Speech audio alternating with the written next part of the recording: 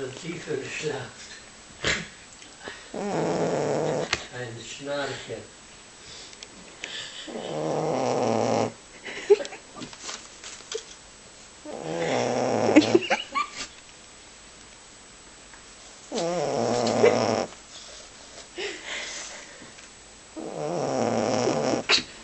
Immer lauter.